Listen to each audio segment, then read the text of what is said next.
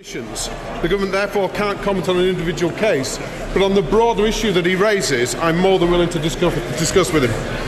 Paisley! Thank you, Mr. Speaker. There have been 1,631 police officers injured in the past 2 years or assaulted while on duty.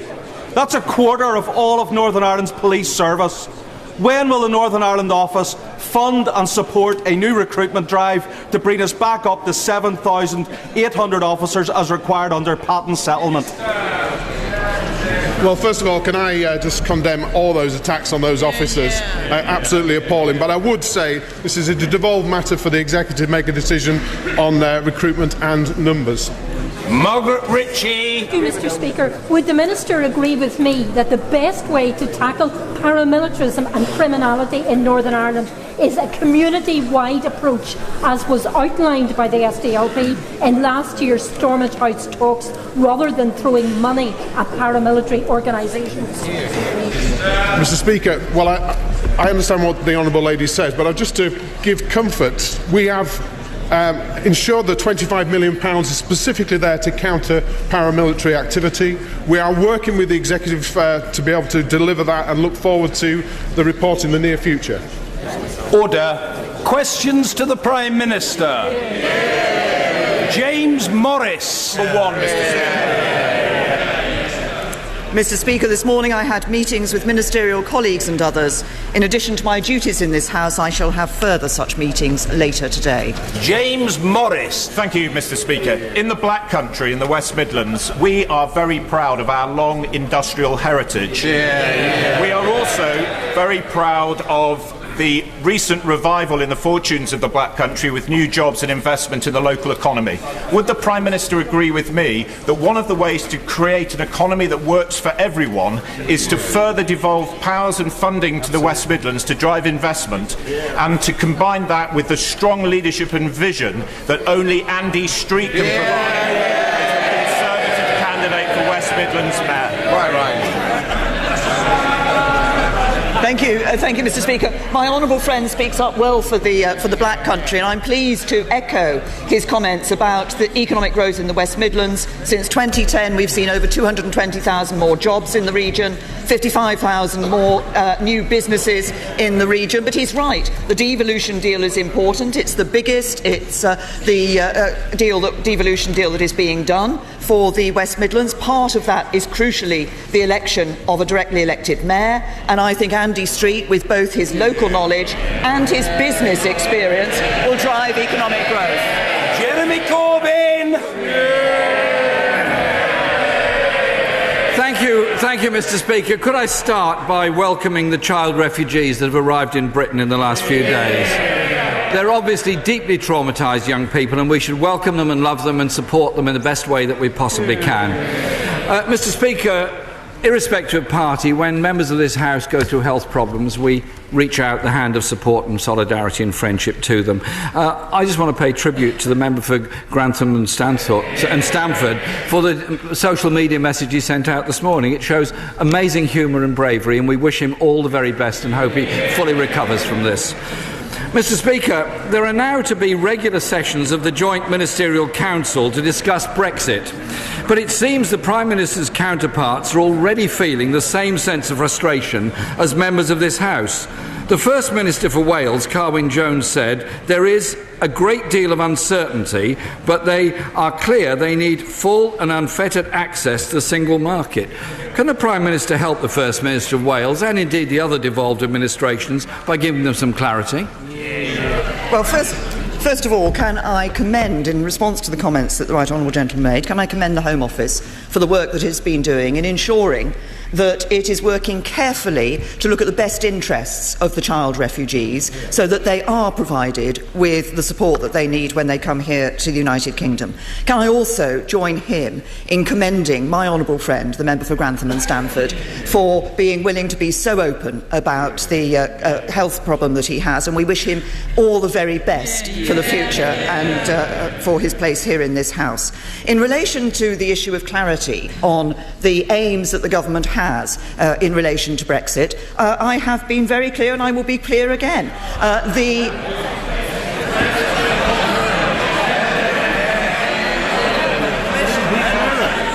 There are those who talk about means and those who talk about ends. I'm talking about ends. What we want to see is the best possible arrangement for trade with and operation within the single European market for businesses in goods and services here in the United Kingdom. Jeremy Corbyn.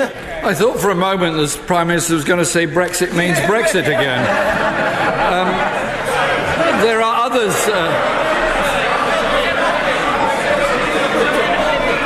I'm sure she'll tell us one day what it actually means. The Mayor of London also added this is causing unnecessary certainty, but it's also very important. Uncertainty. Mr. Speaker, it would be also very helpful if the Prime Minister could provide some clarity over the Northern Ireland border. Will we continue membership of the Customs Union, or are we going to see border checks introduced between Northern Ireland and the Republic? The Leader of the Opposition tries to poke fun at the phrase of Brexit means Brexit, but the whole point is this.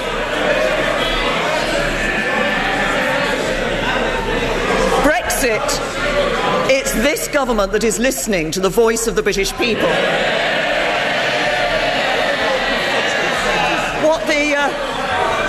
Brexit means Brexit. That means we're coming out of the European Union.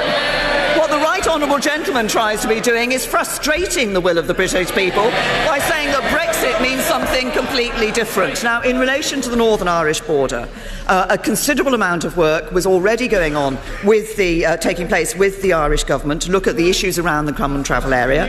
That work is continuing. We have been very clear, the government of the Republic of Ireland have been very clear, the Northern Ireland Executive has been very clear that none of us want to see a return to the borders of the past. And I would simply remind the Right Honourable Gentleman that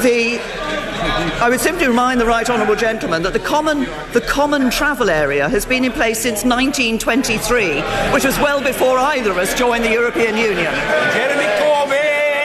Mr. Speaker, on Monday the Prime Minister said the Customs Union was not a binary choice.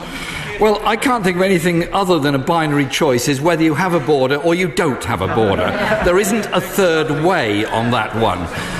On Monday, her friend, the Honourable Member for Broxtowe, expressed concern of the automotive and aerospace industries, while the British Banking Association said its members are poised quivering over the relocate button. Every day the Prime Minister dithers over this chaotic Brexit, employers delay investment, and there are rumours circulating about relocation. This cannot carry on until March of next year. When is the Prime Minister going to come up with a plan? I have to say to the Right Honourable Gentleman, I think the fact that he seems to confuse a customs union with a border, where they are actually two different issues,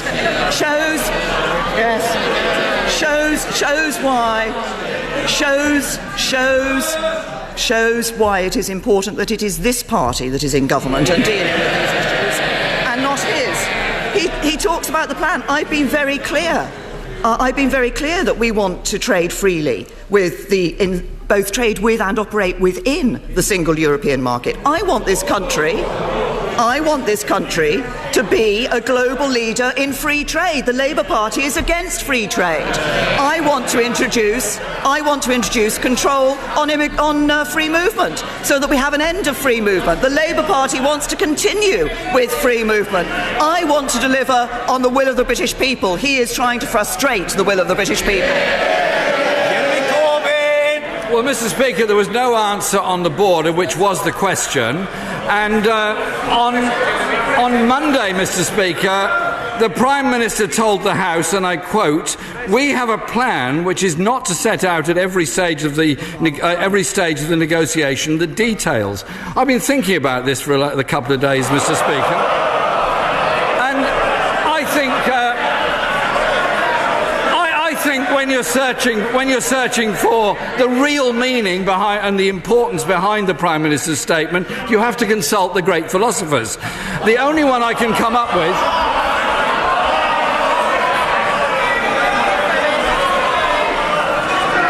Mr. Cleverly, calm yourself. You're imperiling your own health. health man, which is a source of great concern to me. Jeremy Corbyn. All I can come up with, Mr. Speaker, is Baldrick, who says our cunning plan is to have no plan. Brexit was apparently about taking back control. But the devolved governments don't know the plan, businesses don't know the plan, Parliament doesn't know the plan. When will the Prime Minister abandon this shambolic Tory Brexit and develop a plan that delivers for the whole country?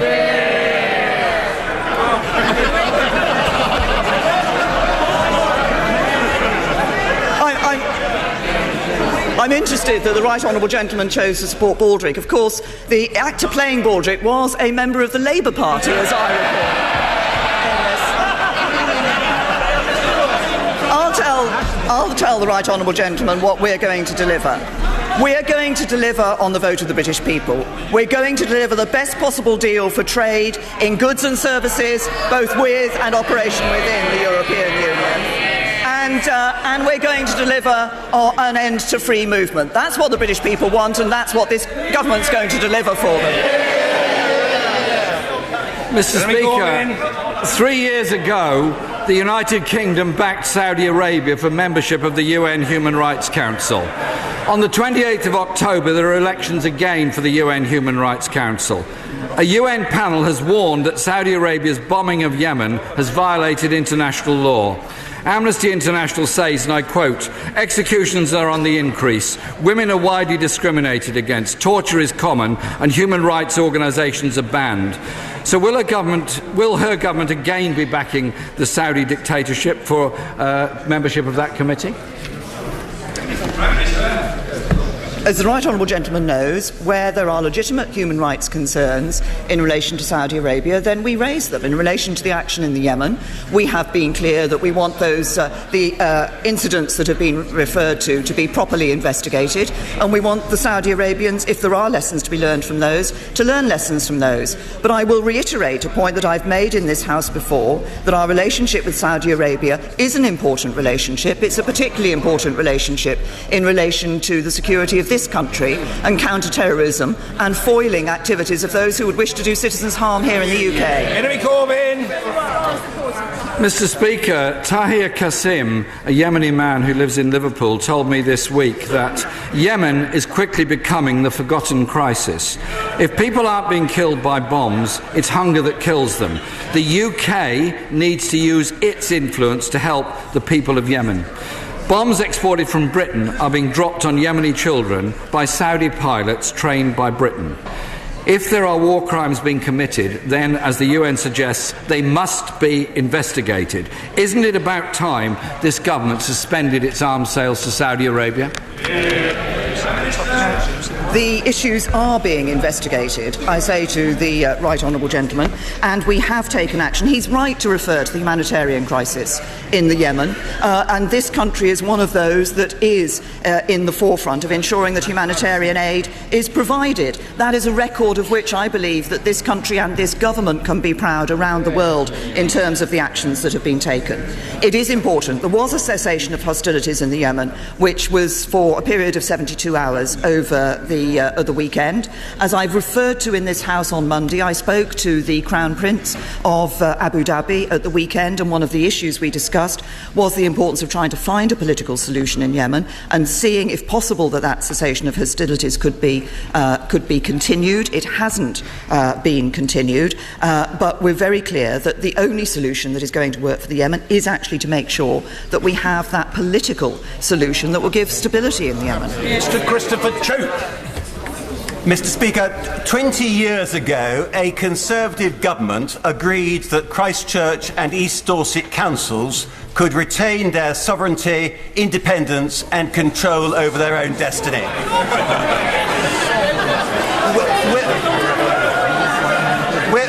Will my right honourable friend assure the House that the government will not agree to the abolition of Christchurch or East Dorset councils against the will of my constituents? My right honourable friend My right honourable friend is right to speak up for his constituents, and he's also right that there isn't a single model that is going to work in every part of the country. That's why we believe it's important for local people to come together and to determine what is right for them. I know my right honourable friend is trying to build a consensus in Dorset as to what the right way forward is. I think it's right that local people are able to respond to the consultation and that their concerns are listened to. Angus Robertson. Thank you very much. The Scottish Poppy Appeal is launched today for parliamentarians, so can I take the opportunity to praise all of the fundraisers, the volunteers and the veterans involved, and I'm sure colleagues in other parts of the House will commend efforts to raise money for the Poppy Appeal in the rest of the United Kingdom as well. Mr. Speaker, one of the biggest humanitarian catastrophes of our time is in Syria, specifically in Aleppo, where we expect a ceasefire to end shortly and an onslaught to begin. Will the Prime Minister tell us what efforts the UK is currently undertaking to support a peaceful resolution to the conflict, but also to deal with those who are exacerbating the situation? Well, first of all, may I join the right honourable gentleman in commending and praising the work of all those across the whole of the United Kingdom who give their time and efforts to raise money for the Poppy Appeal. It is very important that we never forget those through many conflicts who have given of themselves for the safety and security of us. And it is important that we recognise that and give generously to the Poppy Appeal over the United Kingdom. In relation to Syria, of course, it is important to approach this in a number of tracks. We are involved. My right honourable friend, the Foreign Secretary, has been involved in discussions with the United States Secretary of State, Senator Kerry, about these Secretary of State Kerry about these particular issues, looking for that way forward. I raised the issue of Russian actions in Syria, particularly the bombing of Aleppo, at the European Union Council at the end of last week. It was only on the agenda because the UK had raised it, and as a result of that discussion, the EU agreed that should the atrocities continue, then we will look at all available options for taking action to put pressure on Russia to stop their indiscriminate bombing of innocent civilians. Angus Robertson. I commend the Prime Minister for those endeavours, but it's widely expected that the onslaught on Aleppo will be unleashed by Russian air power, which is currently steaming across the Mediterranean aboard the Admiral Kuznetsov and its battle group. In recent years, more than 60 Russian naval vessels have refuelled and resupplied in Spanish ports. Whoa. So will the Prime Minister join me and EU and NATO allies in unequivocally calling on Spain to refuse the refuelling? The right honourable gentleman refers to the passage of Russian naval ships, and of course on the high seas they are able to travel as they wish, although of course when they went through the English Channel they were accompanied by Royal Naval vessels as they went through. But what we have seen, sadly, is that the Russians are already able to unleash attacks on innocent civilians in Syria. What matters is that we put pressure on Russia to do what everybody agrees is the only way that we are going to resolve this issue, which is to ensure that we have a political transition in Syria, and that's where we should focus our attention. Wendy Morton. Thank you. Mr. Speaker, my constituency of Aldridge Brownhills forms part of the new West Midlands Combined Authority, and so there'll be new powers being devolved to the authority and the mayor. Can the Prime Minister tell me how these new powers will help my constituents and local businesses in sectors such as manufacturing, the automotive industry and bricks and ceramics?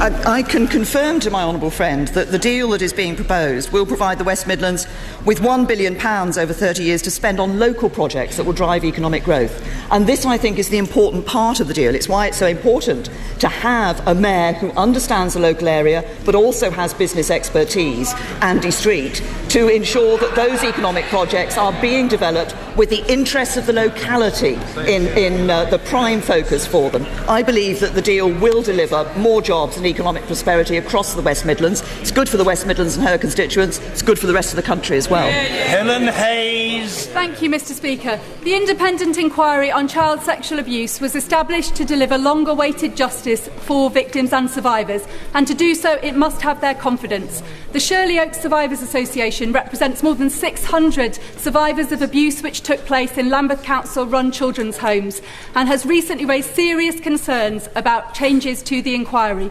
Will the Prime Minister meet with me, the Honourable Member for Streatham, and representatives from the Shirley Oaks Survivors Association to discuss their concerns and take action so that confidence can be restored? The Honourable Lady makes a very important point. The whole purpose of this inquiry was to be able to provide justice for those whose voices had not been heard for too long, and who felt that people in positions of power and institutions of the state and other organisations had not heard their voice, had not been prepared to listen to them and to properly investigate what had happened to them. It is important that victims and survivors have confidence in the inquiry. Of course, the inquiry is an independent inquiry, and it is up to the inquiry chairman to ensure work with survivors and victims, which I know the inquiry chairman has been doing. But I will certainly ensure that the Home Secretary has heard the representations that the Honourable Lady has made, and we will take what she has said to us today away and consider very carefully what she said. We all want this inquiry to work properly and to work in the interests of survivors and victims. Anne-Marie Trevelyan. Be aware that our nation's commitment to our present and former armed forces personnel and their families by way of the Armed Forces Covenant is a work in progress, and that whilst we have made important moves, there is still much more to do. Will she take this opportunity to assure this House of her personal commitment to the values and promises set out in the Covenant, and pledge to lend her support to efforts to continue the good work begun to ensure personnel, veterans and their families face no disadvantage for the service and sacrifice they have all made for our country? My honourable friend is absolutely right, and I know she has championed the Armed Forces Covenant and is a great proponent of our veterans and the armed forces. And it is absolutely right that everybody in this House owes a great debt of gratitude to our veterans and to those who are serving today in our armed forces for what they do to keep us safe and secure. And that's why it's so important that the Covenant isn't just a responsibility for the government. Actually, it's a national responsibility. We should all be working to ensure that those who have served us and served us well do not face disadvantages. It's why we've been doing things like putting money into a Forces Help to Buy scheme to help them with houses. I think the figure is 200 million, and we must continue to do this, and I absolutely commit to ensuring that this is a government that continues to support our veterans and the members of our armed forces. Turner.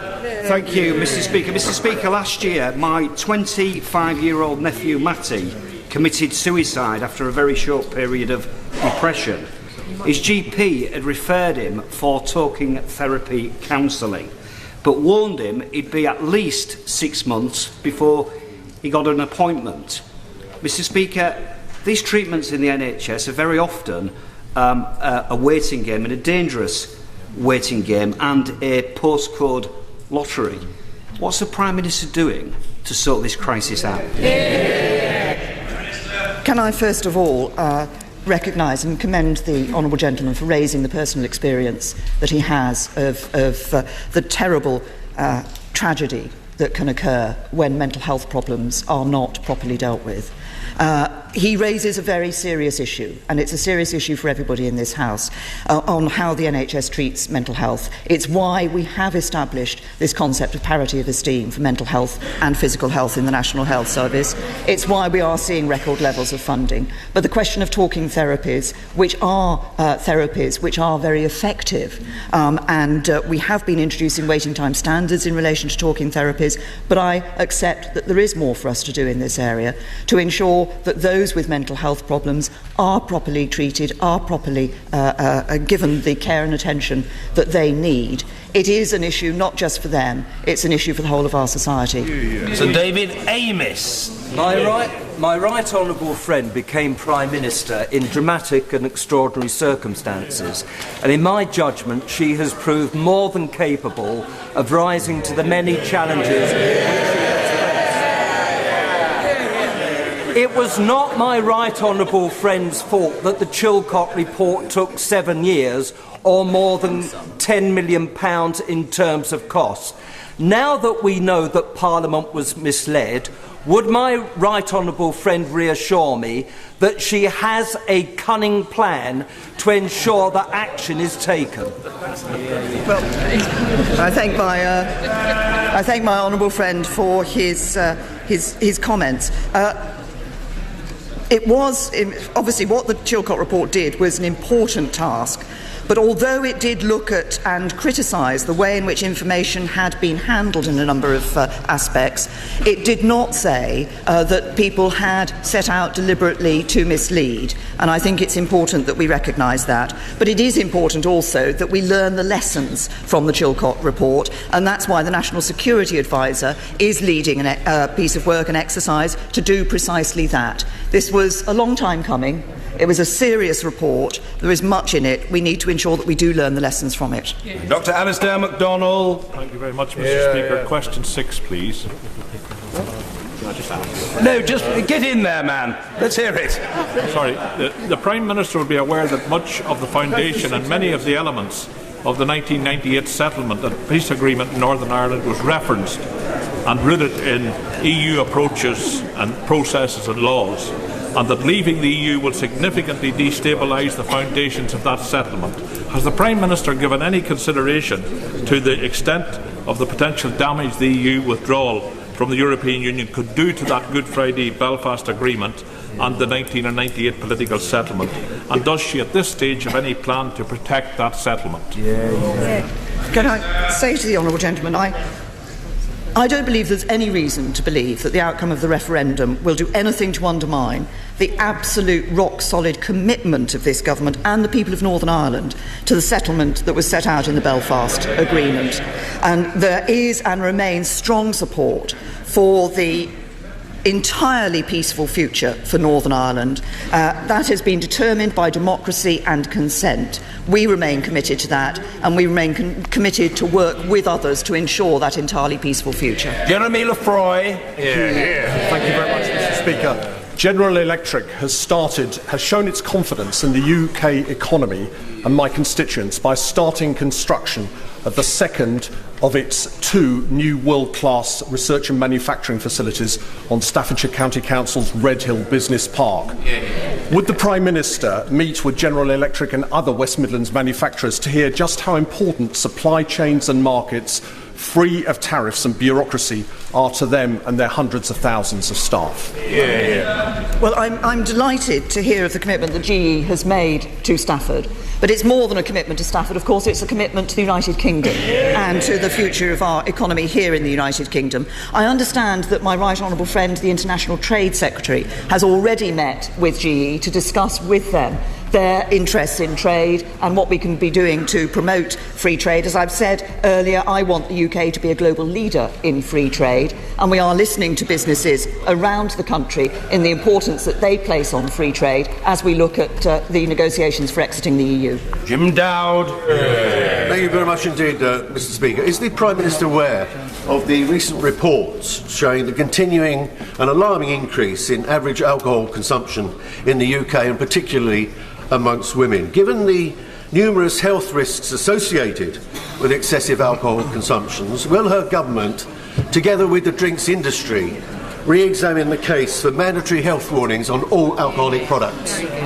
Well, I recognise what the honourable gentleman raises in terms of the figures that have been shown recently, and particularly the figures in relation to women and the use of alcohol. Of course, I was as Home Secretary, part of the development of the alcohol strategy that the government produced a few years ago, and I'm pleased to say that at that time we were working well with industry to encourage them to ensure that they could take steps to have an impact on the drinking habits of the nation.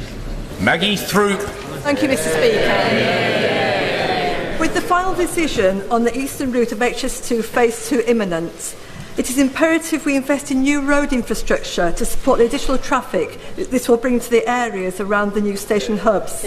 With this in mind, will my right honourable friend back my campaign for a new Junction 25A of the M1 to ensure that Erewash residents don't get stuck in a jam?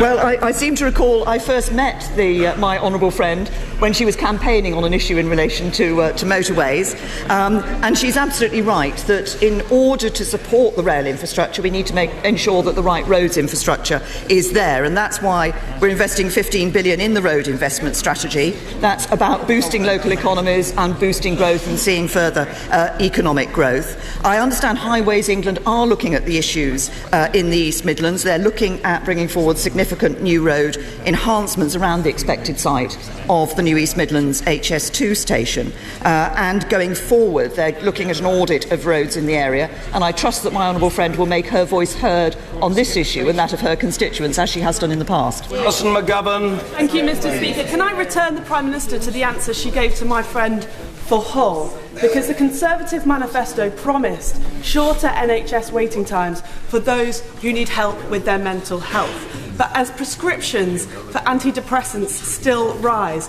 my constituents in Wirral who need talking therapies have to wait a month for referral and well over 4 months for treatment. So was that Tory manifesto just words, or will the Prime Minister ever deliver? I gave a serious answer to her honourable friend, which is that we have been looking at the whole issue of talking therapies and the availability of talking therapies and the waiting times that relate to talking therapies. And we do want to improve the options that people have for having access to talking therapies, precisely because they have been shown to be so successful in so many cases. So this is something that the government is working on, and we will continue to work on it to provide, as we have said, that parity of esteem between mental health and physical health in the National Health Service. Stephen Hammond. Thank you, Mr. Speaker. As a former Wimbledonian, my right honourable friend will understand the significance of transport for South West London and in particular for Wimbledon. Could my right honourable friend assure me that the government still supports Crossrail 2, and will she ask the Secretary of State to set out the timetable for the delayed consultation? Very good question. Well, I can absolutely give the commitment that we continue to support Crossrail 2. We're waiting to see a robust business case and a proper funding proposal in relation to Crossrail 2. My right honourable friend, the Transport Secretary, I think will in due course be setting out what the timetable in relation to this is, but I can assure my honourable friend, as a former Wimbledonian, that we are well aware of his interest in the Wimbledon to Waterloo aspects of this, and the needs of the local area are being taken into account. Yasmin Qureshi. Mr. Speaker, in the Indian-occupied Kashmir over the last 3 months, 150 people have died, 600 blinded by deliberate use of pellet guns, over 16,000 injured, many critical, unexplained disappearances, food and medicine shortages. Will the Prime Minister meet with me and cross-party colleagues to discuss the human rights abuses and the issue of self-determination for Kashmiri people as was set out in the resolution of the UN in 1948? And can she raise this matter with the Indian Prime Minister? Extremely grateful to the Honourable Lady. The Prime Minister. Well, the Honourable Lady sets out her case and the issues that she's identified in relation to this. I take the same view as this government has since it came into power, and indeed previously, which is that the issue of Kashmir is a matter for India and Pakistan to deal with and to sort out. But the Foreign Secretary has heard her representations, and I'm sure will be interested in taking those issues up with her. Jack Presti. Thank you. Thank you, Mr. Speaker. Several months ago, I raised the issue of enhanced medical assistance for the Kurdish Peshmerga with the former Prime Minister at his last PMQs. I then wrote to the new Prime Minister. But now with the campaign to liberate Mosul ongoing, will my honourable friend agree to meet with me and representatives of the Kurdish regional government to discuss if we can provide specialist medical facilities here in the UK, for instance 10 beds for seriously wounded Peshmerga, and to ensure that the forces on the ground are getting all the support they need, because because I understand they are short of heavy weapons and basic infantry kit like helmets and body armour. Good question. Well, my honourable friend is right, and I recognise this is an issue that he has raised before. And I would just first say, obviously, what we have seen is that the coalition activity that is taking place is actually having some impact, and is having an impact as we wish it to in relation to Daesh. There aren't plans at the moment either to do what he has suggested in his question, or to provide a field hospital and field medical capabilities from the United Kingdom, but we do continually review what we are doing in terms of support of the coalition. And of course we are also, as part of the training that we're providing for the Peshmerga, that does include training in the provision of medical facilities. Owen Thompson. Mr Speaker, I'm sure we all recognise the removal of the camp at Calais is not a long-term solution to the ongoing humanitarian crisis. But can the Prime Minister tell us what the Government is going to do to learn from the experiences in Calais and to speed up acceptance of vulnerable individuals as it committed to under the Lord Dubs scheme? Individuals are already being brought to the United Kingdom under the Dubs Amendment. That's in addition to the resettlement scheme for vulnerable Syrians that we have, the 20,000 that will be brought to the UK over the course of this Parliament, and in addition to the 3,000 vulnerable people, children and others who we will be bringing from the Middle East and North Africa, working with UNHCR in all of these to make sure that it is right for the individuals to come here to the United Kingdom and that they have the support when they get here. But I would remind the honourable gentleman that it is this country that is the second biggest bilateral donor in relation to humanitarian aid in the Syrian region, and we are able to support and provide for more people in region, and I think that's absolutely the right thing to do. Tanya Mathias. Thank you, Mr Speaker. Around Heathrow, legal air quality limits been breached. Over Twickenham, noise pollution has increased. That's according to Heathrow data. Can the Prime Minister explain how a third runway can be delivered and comply with pollution legal requirements? Does she agree environmentally Heathrow is not good enough and cannot possibly be both bigger and better? The government looked very closely at this issue of air quality and environmental impact of all three schemes that were proposed by the Airports Commission. We took extra time to look at those. That was from the decision to increase airport capacity in the South East. We wanted to look more particularly at the air quality issues. The evidence shows that air quality standards can be met as required by all three of the schemes, including the North West runway at Heathrow. But my honourable friend raises an issue that is actually about more than airports, because the question of air quality is also about road transport, and that's why we are looking to do more in relation to what we're doing for air quality. It's why, for example, I'm pleased to see that we are at such a leading edge in the provision of electric vehicles. Al Williams. Speaker, the Prime Minister's real plan for Brexit seems to be to pick winners, to cut a special deal for the City of London, to let the bankers avoid the dire consequences of leaving the economic union. Wales has an exporting economy with a £5 billion trade surplus last year and 200,000 jobs dependent on trade with the European Union. A soft Brexit for her friends in the city, a hard Brexit for everyone else. Will she cut a similar deal for Wales? I will be cutting the best deal for the United Kingdom, all parts of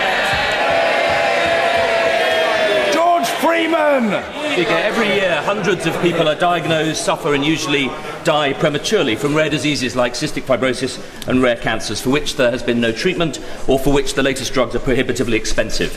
This week has seen the final report of our Accelerated Access Review, which sets out a new model for the NHS to use its genetic and data leadership to get quicker access and discounted prices. Will the Prime Minister join me in welcoming that review, which is strongly supported by patients, charities and the life science sector, and in encouraging NICE and NHS England to implement its speed speedily. Well, I certainly join my honourable friend in welcoming the publication of the review. This is important in terms of patients being able to get quicker access to drugs and treatments. It is, I think, the United Kingdom has established a leading role in relation to the life sciences. I would pay tribute to my honourable friend for the role that he has played in developing life sciences here in the United Kingdom. I know the Department of Health will be looking very closely at the specific recommendations from that report, but will be doing so in the light of recognising that if we can take opportunities to through the National Health Services to be encouraging the development of the new drugs in the benefits of patients, that we should do so. Luciana Berger. Thank you, Mr. Speaker. Mr. Speaker, the Prime Minister just told us that there are record levels of spending going into our mental health services. Her Health Secretary stood at that dispatch box on the 9th of December and told us that the proportion of funding going into mental health from every one of our CCGs should be increasing. Why is it then that 57% of CCGs in our country are reducing the proportion of spend in mental health? Yet another broken promise. When will we have real equality for mental health in our country? Well, the fact that I set out that we're spending record levels in the NHS on mental health is absolutely right. But I have said in response to a number of people who've questioned on this that we recognise that there is more for us to do in mental health, and I would have thought that we should have cross-party support on doing just that. And Waitley. Thank you, Mr. Speaker. Speaking outside 10 Downing Street on the day she became Prime Minister, my right honourable friend said, if you suffer from mental health problems, there's not enough help to hand. Can I welcome my right honourable friend's commitment to mental health expressed on that day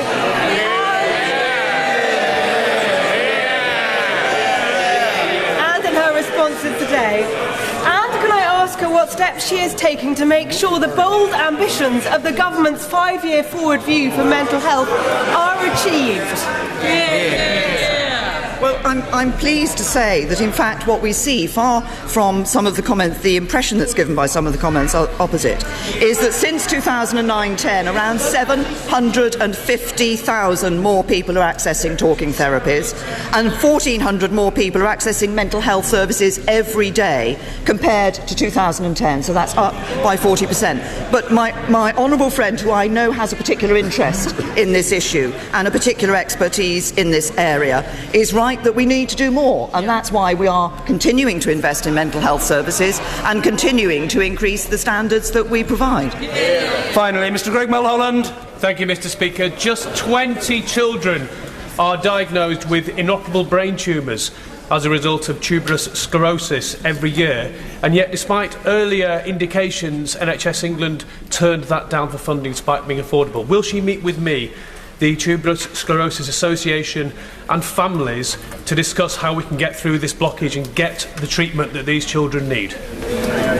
I'm very happy to look at the issue that the honourable gentleman has raised and look in detail at what can be done to take that forward. Order.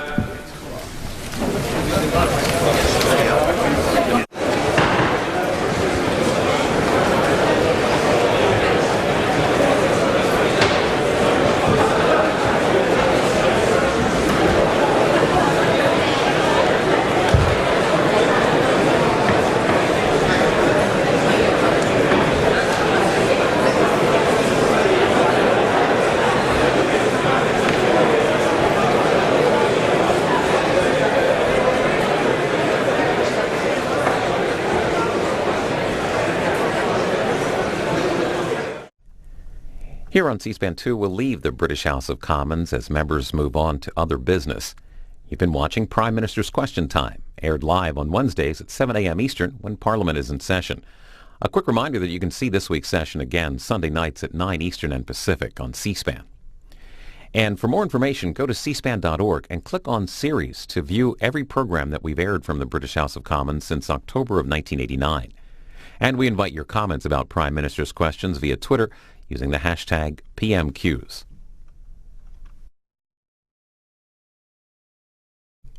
Here's a debate between the candidates in Maine's 2nd Congressional District. Incumbent Republican Bruce Poliquin faces Democrat Emily Kane, answering questions on topics like campaign finance reform, gun control, opioid abuse, and the economy. Maine Public Broadcasting Network hosts the hour-long debate.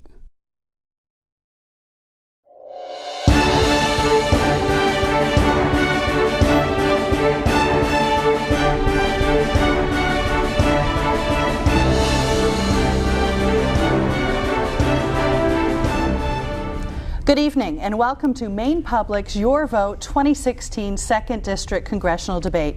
I'm Jennifer Rooks. This contest between incumbent Republican Bruce Poliquin and Democratic challenger Emily Kane has garnered national attention. Tonight we'll hear from both candidates in a setting that's less formal than the traditional debate format. First, some background on the two candidates in alphabetical order. Emily Kane moved to Maine from New Jersey with her family when she was 17. She studied music education at the University of Maine and holds a master's degree from the Harvard Graduate School of Education.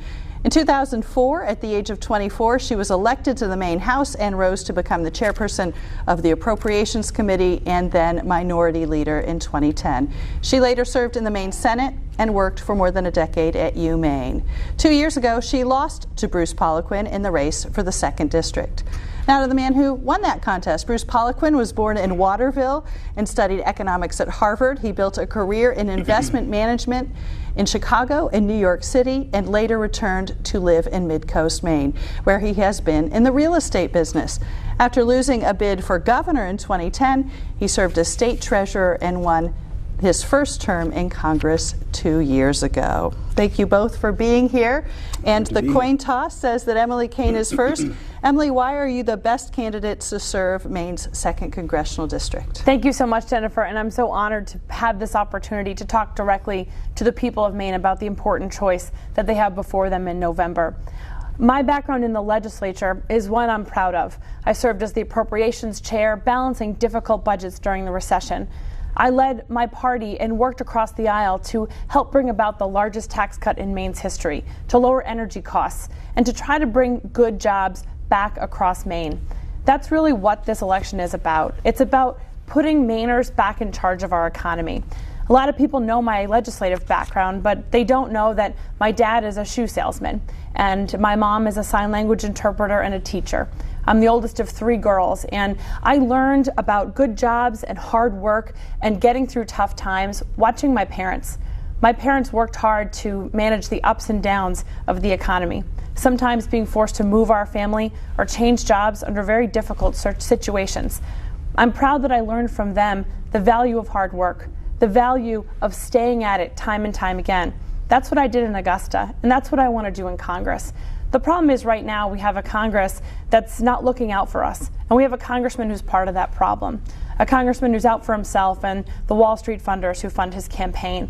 This election is about who's going to have your back and who can fight for you effectively. I'm ready to do that and put my record to work in Congress. Thanks for having me. All right, thanks, Emily. Bruce Poliquin, why are you the best candidate to serve Maine's 2nd Congressional District? Thank you, Jennifer, very much for the opportunity to be here. First of all, I think it's really important to have someone like myself who grew up in Maine. I'm from Central Maine. I was born and raised here. Mom and Dad are also from Central Maine, born and raised here, and my grandparents are also from Central Maine. So if you're going to share the values of the people that you represent, it's really important to make sure you understand the people you represent and understand the communities that you're representing. Now, the key issue before us, Jennifer, in this election, in our state and in our district, is jobs. We need more jobs. We need better paying jobs so our kids and our grandkids can stay here instead of being forced to go out of state.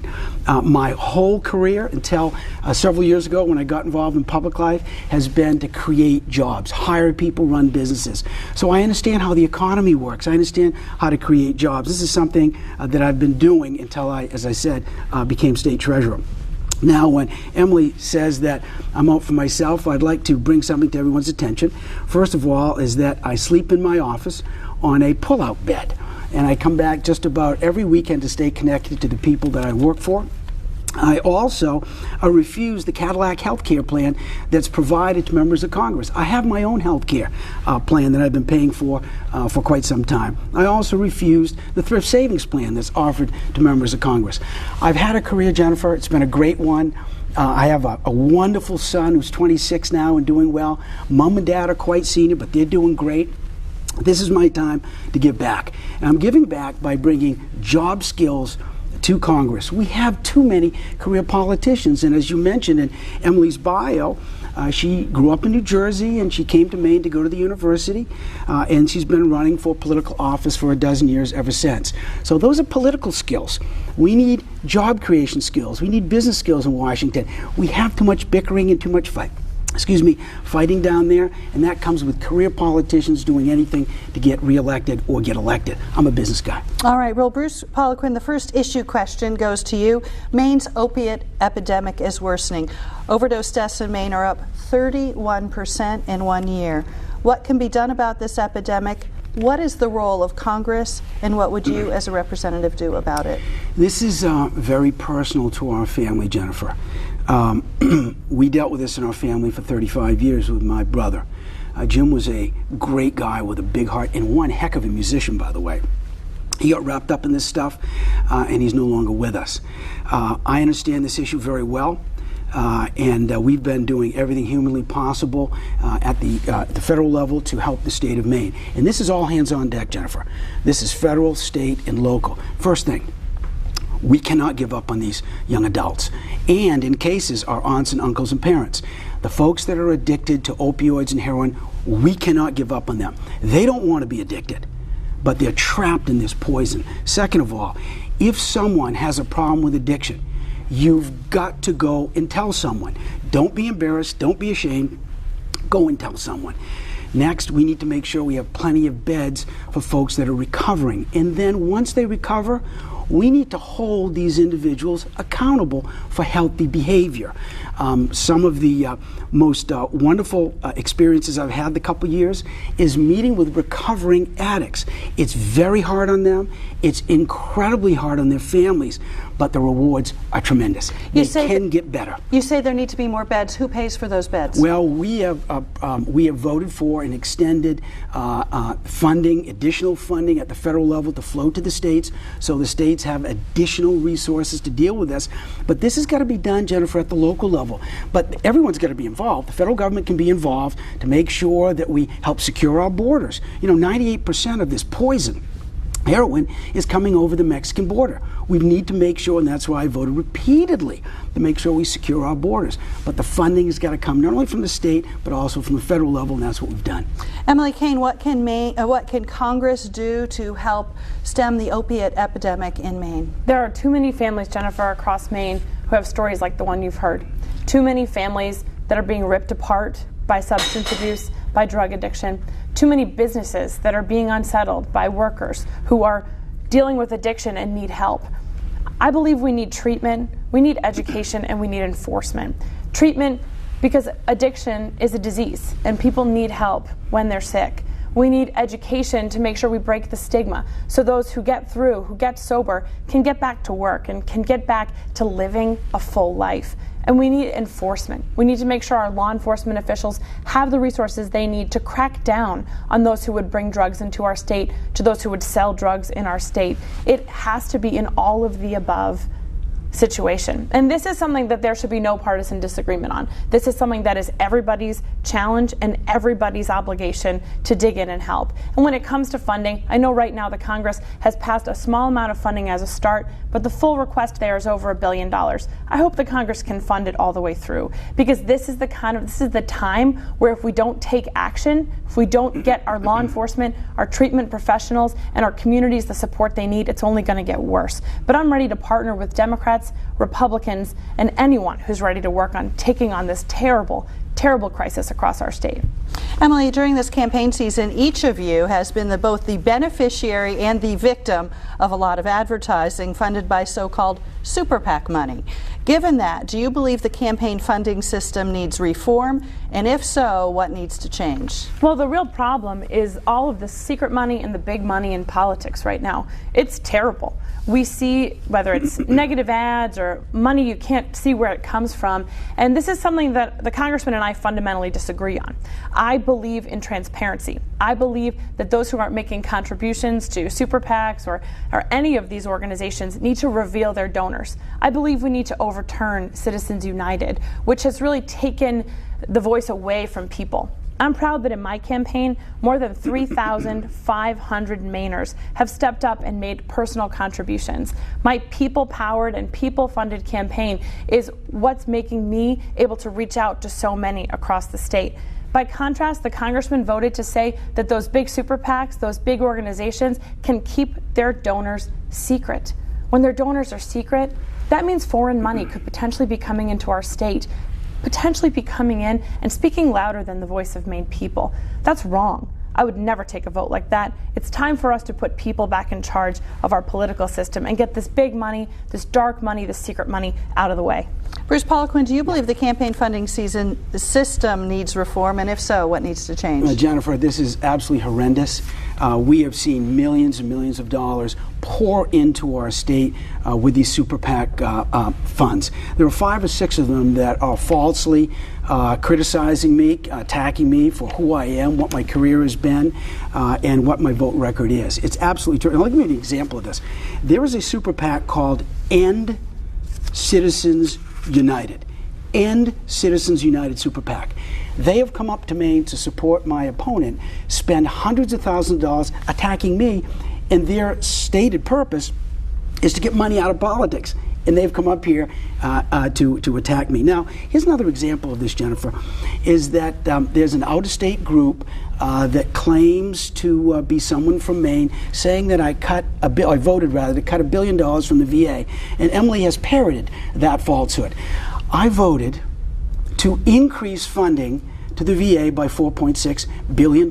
There's a big difference from cutting $1 billion or claiming to have cut $1 billion or voted to do such and voting to increase it to make sure our veterans get the health care they need. That's the example. People are sick and tired of this, Jennifer, and they're turning it off. And I'll tell you, how to change it. I'll tell you another. Well, first of all, complete transparency.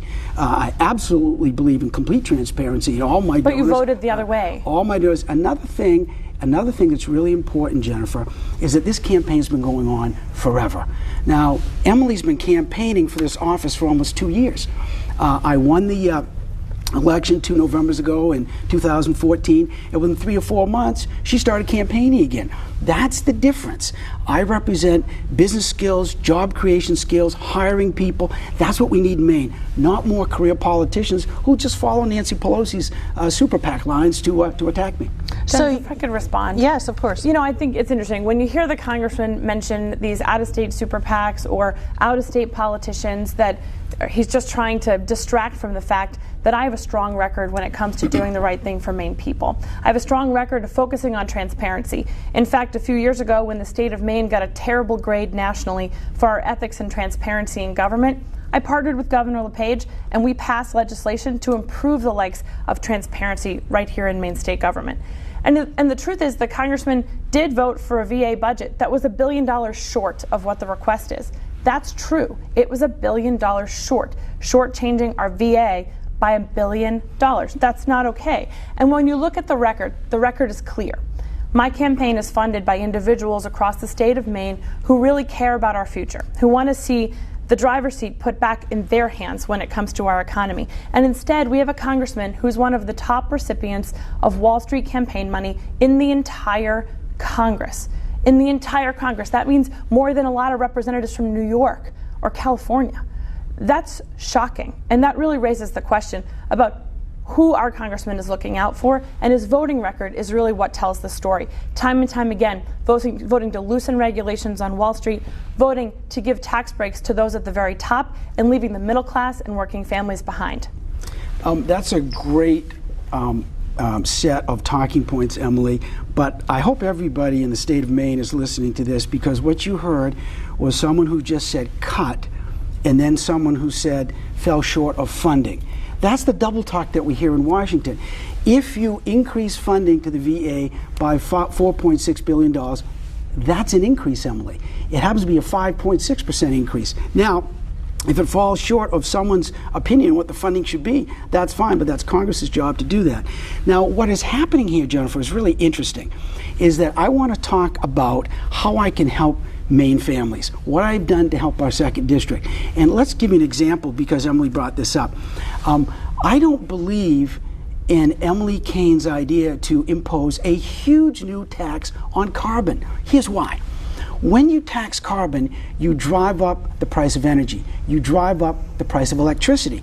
And the reason why our mills have been having so many problems, one of the main reasons, is the high cost of electricity. When they make paper, or they make New Balance shoes, or they make ships down at BIW, they use an enormous amount of electricity to run the heavy machinery. Emily's plan to increase a carbon tax will drive up the price of electricity. It will kill more manufacturing jobs. Another thing that's really important, it'll drive up the cost of heating oil. And that hurts our seniors. You know, we have very cold winters here. It also increases the cost of gasoline and diesel. That is the wrong way to go. That'll kill jobs, and that's the experience that Emily Kane has brought to the legislature. Okay, I was planning to ask about energy later on, but Emily, I'll let you respond to that since we're touching on energy now. Do you support a carbon tax, and what other subsidies or plans would you have to change Maine's energy future? Well, let's start with the facts. The facts are that no one wants to increase the cost of energy. And in my time working in the legislature, I've worked hard to work across the aisle, in fact, working with Republicans and Governor LePage to expand access to natural gas. This is something I take personally.